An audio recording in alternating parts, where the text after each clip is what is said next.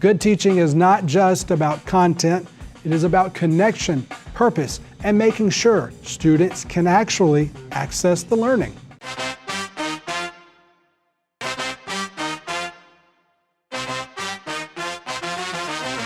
Welcome to Speaking of Higher Ed. I'm Andrew Everett. This is episode 43. We're continuing our summer short series with a look back at 3 conversations about designing learning that students can connect with. In this episode, we will revisit moments from Dr. Bonni Stachowiak, Monica Cornetti, and Peter Berryman.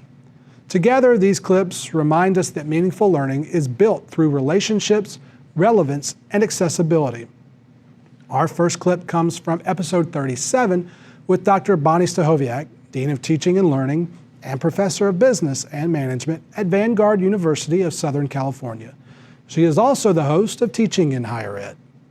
In this conversation, Jeff asked Bonni what themes have stood out to her over the years of talking with educators about effective teaching. Her answer is a helpful place to begin this episode because she focuses not on tools, trends, or techniques, but on presence and relationships. I think a lot of this comes down to presence, being present for what is right before us.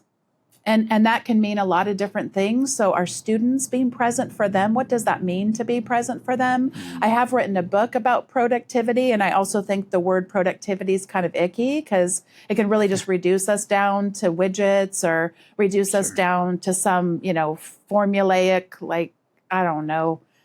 But really, if you feel a sense of mission around what you're doing, it matters that you can show up for it. So I definitely think a presence for educators, and then also an ability to cultivate relationships that aren't just about you. So not just the one-to-one relationships, which are really important and so treasured, but how do we cultivate things so that relationships have an opportunity to emerge? I recently gave a workshop as part of the Pod Network Conference, and it was playing a game that I created that's about artificial intelligence and metaphors. And one of the things that was so delightful after our 3 hours together was seeing people exchanging contact information and staying after the workshop had ended because, and really plan, how are we going to keep these relationships that just got formed going? And to me, it's the greatest gift as an educator, because I can be at my weakness when I put so much pressure on myself. I failed at that because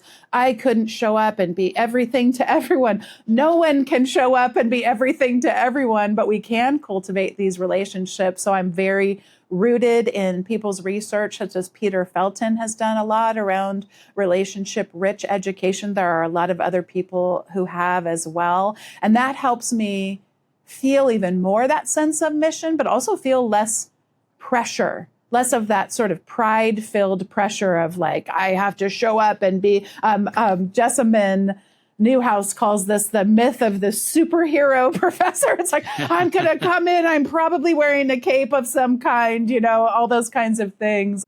That's a useful reminder. We do not have to be everything to every student, but we can design courses where relationships have room to form. That can happen through discussion, peer feedback, group activities, office hours, short check-ins, or simply the way we communicate presence in an online course. Connections matter, but so does relevance. Students are often asking, sometimes out loud and sometimes silently, why does this matter and how will I use this? That question came up in episode 39 with Monica Cornetti, president of Sententia Gamification. In this clip, Monica explains why gamification is not just about points, badges, or leaderboards.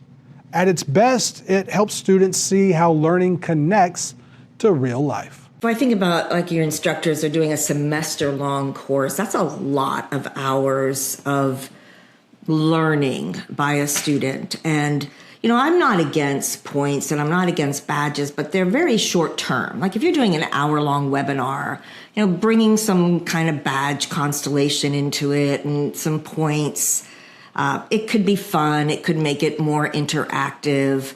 But when you start taking that out over a longer period of time, you think about, well, what are the students going to do with this information? And I think for students, especially in today's marketplace, what they want to know is, and I know we've always asked this question, like, how am I ever going to use this in real life? But we really need to connect for them how they're going to use this in real life.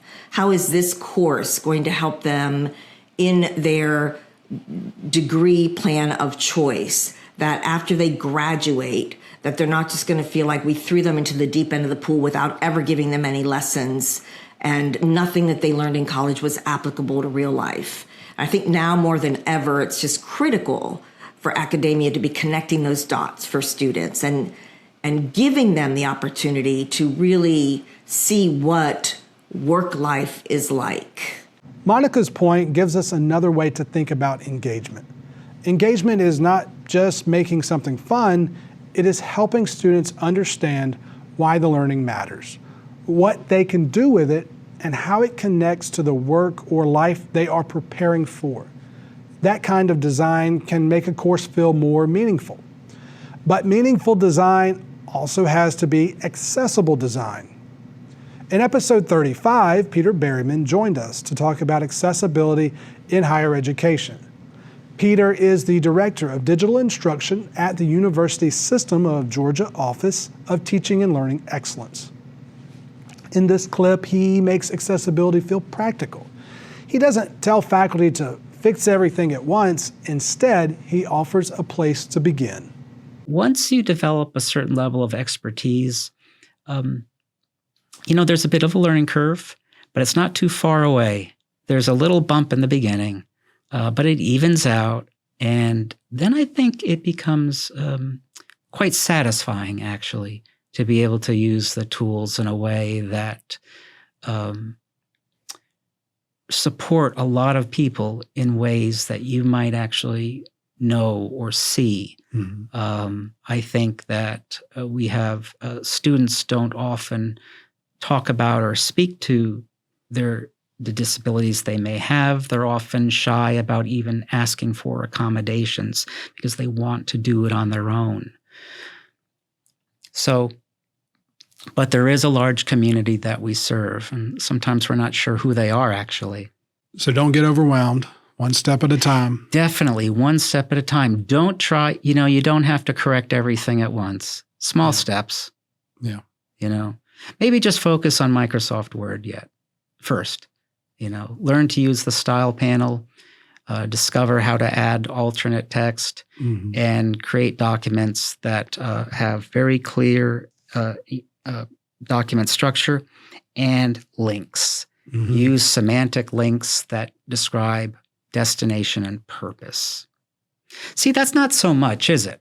No. Start with your syllabus. It's a great place to kind of start and build some familiarity with those tools. Definitely, because the syllabi they have sections, they have lists, they may have tables. All those types of elements mm-hmm. are things mm-hmm. to address. And once you learn those skills, they're transferable to everything else that you do. Review your course content and begin making one document, one syllabus, or one course page more accessible. That's it for this summer short. You can find the full conversations with Dr. Stachowiak, Monica Cornetti, and Peter Berryman on the Speaking of Higher Ed podcast show page. Visit augusta.edu/innovation/SOHE. Speaking of Higher Ed is produced by the Center for Instructional Innovation at Augusta University.